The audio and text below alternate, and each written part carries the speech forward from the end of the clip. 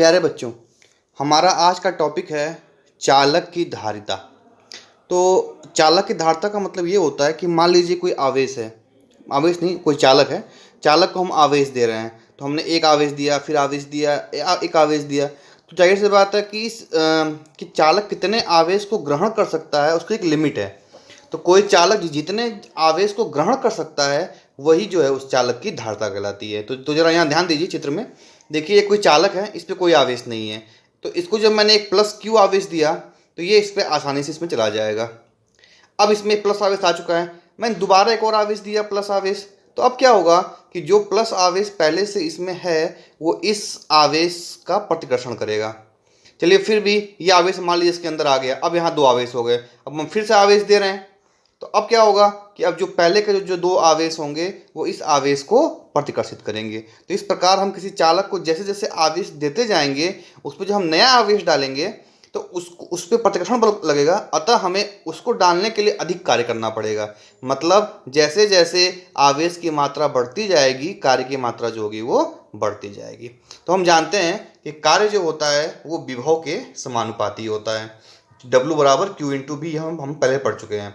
तो अर्थात तो कार्य बढ़ता जाएगा यानी विभव बढ़ता जाएगा।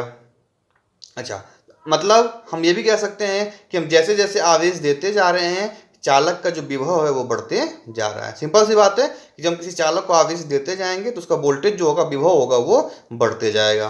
तो देखिए, तो इसलिए Q जो होगा वो V के समानुपाती होगा। जब हम समानुपाती हटाएंगे तो यहाँ एक कांस्टेंट लगाएंगे कैपिटल C।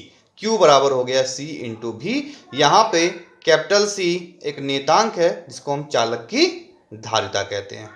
तो ध्यान दीजिए, धारिता का मतलब ये होता है किसी भी चालक की आवेश को ग्रहण करने की क्षमता। अच्छा, अब जैसे मान लीजिए कि एक बर्तन है, 1 लीटर का बर्तन है दूध का, तो उसमें उसकी धारिता है वो कितनी है, 1 लीटर। 500 ml का बर्तन है, उसकी धारिता जो होगी वो 500 ml होगी। अच्छा, अब 1 लीटर के दूध के बर्तन में दूध 1 लीटर पूरा भरा हो ये कोई जरूरी नहीं है। बर्तन खाली भी हो सकता है, आधा भरा भी हो सकता है, लेकिन इससे उस बर्तन की धारिता पर कोई फर्क नहीं पड़ेगा। तो ये बात हमेशा याद रखिएगा, धारिता का मतलब होता है अधिकतम आवेश को ग्रहण करने की क्षमता, न कि अधिकतम आवेश। ओके, तो अगर किसी चालक की जो धारिता है, धारिता हमेशा जो होगी वो कांस्टेंट रहेगी। आवेश की मात्रा घट बढ़ सकती है, लेकिन जो चालक की धारिता जो होती है वो हमेशा नियत होती है। तो ध्यान दीजिए, Q बराबर C भी, C कांस्टेंट हो गया। तो अगर हम यहाँ पे Q और V के बीच में ग्राफ बनाएंगे तो ये ग्राफ जाएगा स्ट्रेट लाइन। अगर इस ग्राफ का हम ढाल देखें, टेन थीटा होता है लंब बटे आधार, तो Q बाई V, और Q बाई V जो होगा देखिए फॉर्मूले से क्या होगा, C के बराबर होगा। इसलिए अतः अगर हम आवेश और विभवांतर के बीच में अगर हम ग्राफ बनाएं तो उस ग्राफ का की जो ढाल होती है, जो प्रवणता होती है, वो उस चालक की धारिता को निरूपित करती है।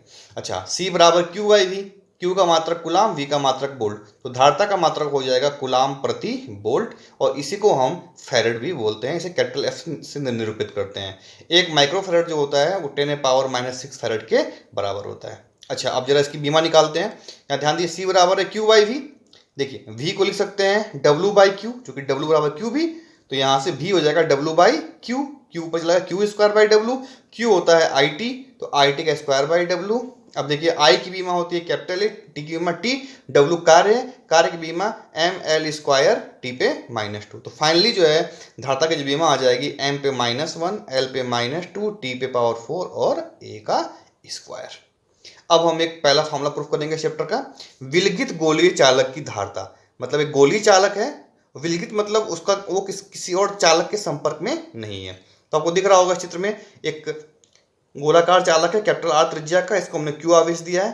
तो इसका जो विभव होगा V बराबर होगा 1/4πε0 Q बाई R। ये हम विभव का फॉर्मूला पढ़ चुके हैं पहले। तो अब अभी हमने देखा C बराबर होता है Q बाई V, तो यहाँ से Q बाई V की वैल्यू पुट कर दीजिए 1/4πε0 R। तो C का फॉर्मूला आ जाएगा यहाँ से देखिए Q कैंसिल हो जाएगा, तो C का जो फॉर्मूला आ जाएगा C बराबर 4πε0 R। तो ये हमारा विलगित गोलीय चालक की धारिता का सूत्र हो गया। बहुत आसान सूत्र है, आपको आसानी से याद होना चाहिए।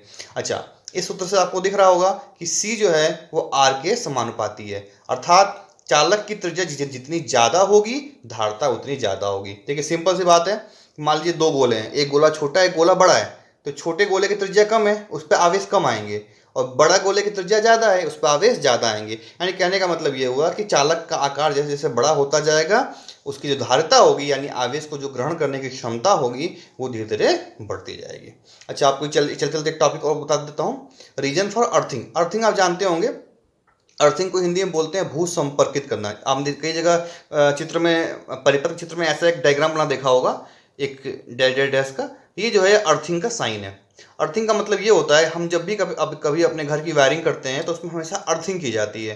तो अर्थिंग का मतलब ये होता है कि जो भी हमेशा वोल्टेज होगा, अगर घर में अगर कभी ज़्यादा वोल्टेज आ जाए तो वो कहाँ चला जाएगा, ज़मीन के अंदर चला जाएगा। इसी को अर्थिंग कहते हैं। बहुत जो बड़ी बड़ी बिल्डिंगें होती हैं उनमें सबसे ऊपर एक धातु की छड़ लगी होती है जो जमीन के अंदर तक जाती है। तो अगर कभी घर पे कहीं बिजली गिरे तो वो बिजली उस धातु की छड़ से होती हुई जमीन के अंदर चली जाती है। कहने का मतलब ये हुआ कि कोई भी हाई वोल्टेज जो होता है वो हमेशा जमीन के अंदर जाता है। तो आखिर इसका रीजन क्या है, इसी को हम अर्थिंग कहते हैं। इसका रीजन क्या है ये मैं आपको बताने की कोशिश करता हूँ। देखिए, हमको पता है कि जो विद्युत धारा होती है हमेशा अधिक वोल्टेज से कम वोल्टेज की तरफ जाती है। अच्छा, अभी हमने पढ़ा कि जो धारिता होती है C वो R के समानुपाती होती है। हमारी जो पृथ्वी है उसकी त्रिज्या बहुत ज़्यादा है, आपको पता होगी 6400 किलोमीटर। तो चूंकि पृथ्वी की त्रिज्या R बहुत ज़्यादा है इसलिए C जो है R के समानुपाती है। यानी अगर R बहुत ज़्यादा है तो C का मान भी बहुत ज़्यादा होगा, यानी पृथ्वी की धारिता बहुत ज़्यादा होगी। अच्छा, और अभी देखिए C बराबर होता है Q बाई V या V बराबर Q बाई C। तो यहाँ से जो C जो है वो V के व्युत्क्रमानुपाती अनुपाती है, V जो है वो C के व्युत्क्रमानुपाती है। यानी अगर C का मान बहुत ज़्यादा होगा तो V की जो वैल्यू होगी वो बहुत ही कम होगी। तो अगर मैं ये मान लूँ कि पृथ्वी की धारिता अगर इनफाइनाइट है, C को अगर मैं इनफाइनाइट मान लूँ तो V का मान क्या हो जाएगा, 0 हो जाएगा। यानी पृथ्वी का जो वोल्टेज है हमारा वो क्या है, 0 है। और मैंने भी आपको बताया करंट हमेशा जो होता है अधिक वोल्टेज से कम वोल्टेज की तरफ जाता है। तो क्योंकि पृथ्वी का वोल्टेज 0 है, कोई वोल्टेज होगा उसकी वैल्यू 0 से ज़्यादा ही होगी, इसीलिए कोई भी करंट जो होता है, अधिक जो करंट होता है हमेशा वो जमीन के अंदर जाता है, इसी को हम अर्थिंग कहते हैं। अगले वीडियो में हम लोग धारिता के बारे में और डिटेल पढ़ेंगे। धन्यवाद।